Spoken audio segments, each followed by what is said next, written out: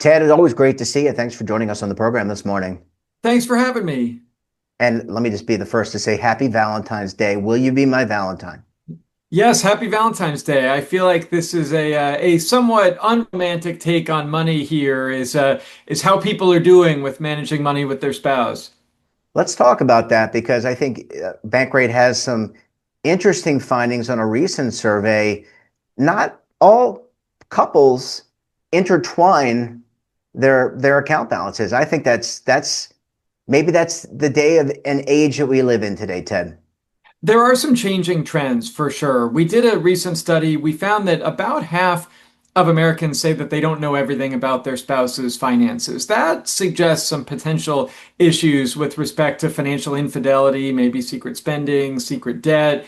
When it comes to how people manage their money, it's very split. We see about one in four couples keep their money completely separate. And then we see a little over a third combining everything. And then we see a little over a third doing this kind of hybrid thing. And it's yours, mine, and ours. You have some joint money, you have some separate money. I actually think that this can be a healthy way to manage money as long as you disclose the parameters. I don't want the secrets, but a lot of times people feel resentful if the other person's looking over their shoulder and criticizing their spending. If you and your spouse each carve a little bit of money out every month with permission, that's yours and yours alone, and you can spend as you wish, that actually is an increasingly popular strategy.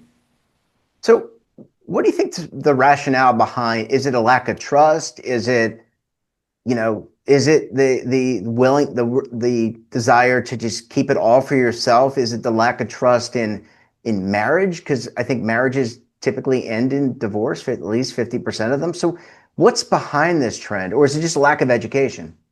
Money is sadly a leading contributor to divorce. We do need to get better about talking about money. One way that you can manage money better is to communicate, to have some money that you can call your own. We could point to some broader trends here. People are getting married later, they're more likely to have their own income. You don't have to combine everything. That's starting to feel like a bit of a more dated way of doing things. I mean, hey, if that works for you, that's fine. But that's more common among boomers and older generations.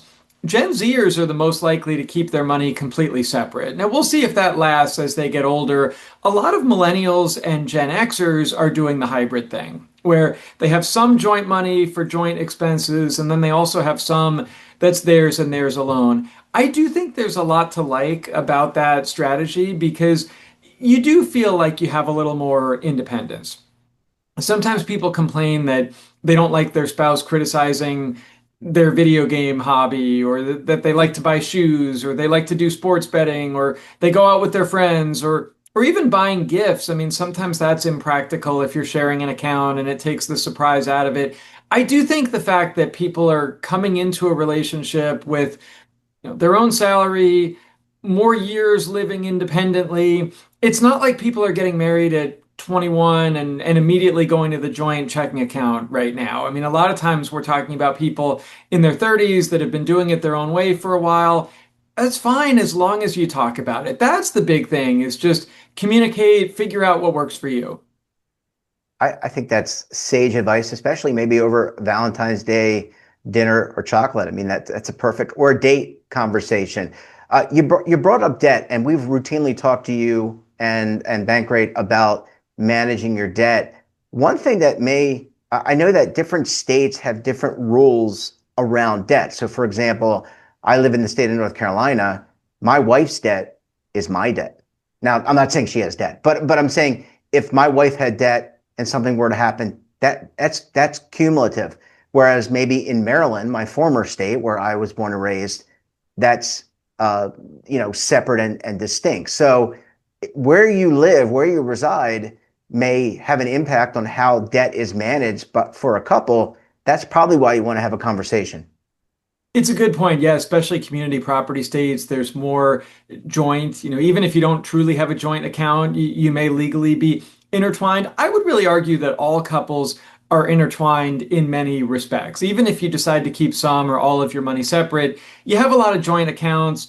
or joint obligations at least, whether or not you truly have a joint account, you have goals too. That's an important way to reframe this process, I would say. Sometimes people feel like, oh, I don't want to set a budget because that's just annoying, right? It's a way to say no to everything. We can't buy this, we can't buy that. Try to reframe all this in the positive, as in, what do we want to achieve with money? Do we want to buy a house in the next few years? Do we want to get out of debt, help our kids go to college, retire early, whatever it is? I do feel like if you and your spouse can talk more about how do we get there? How do we pull in the same direction? I love the idea of setting up a money date maybe once a month. You pour your favorite beverage, you set a timer for 15 minutes. It doesn't have to be overly formal. In fact, take some of the barriers to entry out of it. Make it easy. Make it a 15-minute conversation. It should get easier over time. We don't have to combine everything, but we do need to communicate. So do you think that the dating apps like Rumble and the others will add a financial wellness tab where, you swipe left or right? I'm just kind of joshing here, but in all seriousness, when do you have this conversation in the dating process? I mean, you and I are both committed to others, so we're taken. Sorry, audience, but in all seriousness, when do you broach this conversation? Is it when you get serious with somebody? You probably want to have this conversation sooner rather than later to make sure that your values are aligned. I agree, and that's something that Gen Zers are changing as well. They're talking about money earlier in relationships. Oh, across the board, people don't really view this as a first or second date conversation, but increasingly, this is something that people are talking about after a few dates or maybe after a few months, certainly well before marriage, well before moving in together. Gen Zers are also more likely to talk to coworkers about how much they make. And some of that is the social media share everything generation. Some Mhm. of it, though, is trying to combat stereotypes like the gender pay gap. If we don't talk about it, we don't really know that it's a problem. So I do feel like Gen Zers are challenging some of these norms. I like that they're more interested in having the conversation. So not that you need to ask someone their salary or their credit score on the first date, but after a few months of dating, you should probably at least share some general parameters about lifestyle, whether that's, setting expectations for vacations and entertainment and other things, or let's face it, a lot of people in the dating pool have a lot of student debt that is holding people back from traditional milestones like home ownership and marriage and having kids. And a lot of this stuff is intertwined. So it does make sense to talk about at least some general parameters sooner rather than later, I would say, to ensure compatibility, but also just to acknowledge where you are. And the secrets are the worst. I mean, even if it's unpleasant, even if you have a lot of debt or you've overspent in the past, it's better to come clean sooner rather than later. Yeah, you can't have a good relationship that's not based on trust. But geez, I feel like Dr. Ruth or something. Ted, it's always great to see you. Wishing you a very happy Valentine's Day with your spouse and your children. And we look forward to having you back on the program again very soon, my friend. Thanks so much. You too. Looking forward. Well, thanks for watching. And don't forget, we're back again tomorrow morning with another great expert and another great topic. You can tune in right here Monday through Sunday at 7:30 a.m. Eastern Time.